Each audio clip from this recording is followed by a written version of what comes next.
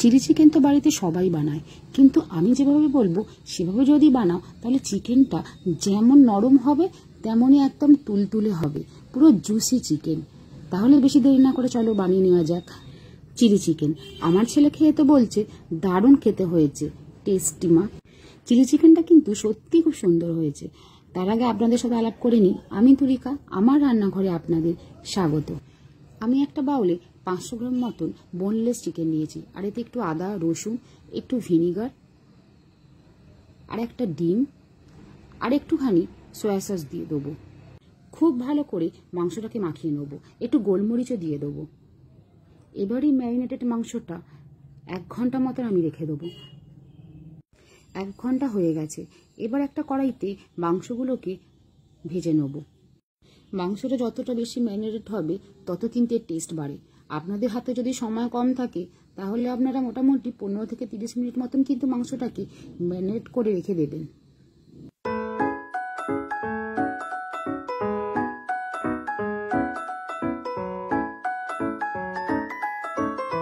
চিকেনটা কিন্তু খুব কড়াভাবে একদমই ভাজবে না, অল্প একটু ব্রাউন কালার হলে চিকেনটা তুলে নেবে।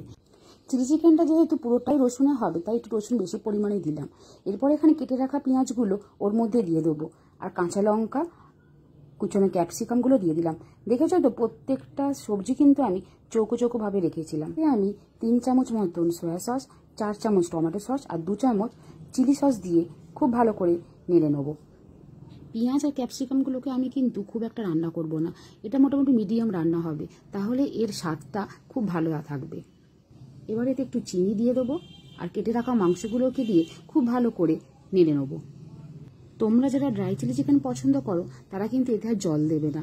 2-3 মিনিটের মতো রান্না করেই গ্যাসটা বন্ধ করে দিলেই আমাদের হয়ে যাবে ড্রাই চিলি চিকেন। আমি কিন্তু এখানে একটু জল দেবো। চিলি চিকেনটা যেহেতু দুপুরে রাইস দিয়ে খাওয়া হবে তাই একটু গ্রেভি থাকলে ভালো হয়। অনেকেই হয়তো ভাবছো নুন দিল কখন।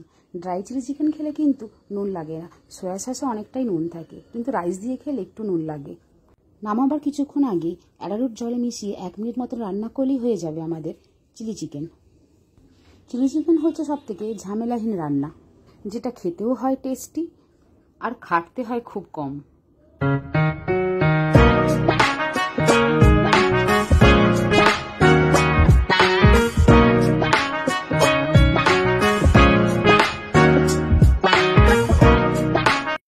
এবার একটু টেস্ট করা যাক অ্যাকচুয়ালি এটা খেতে কেমন হয়েছে।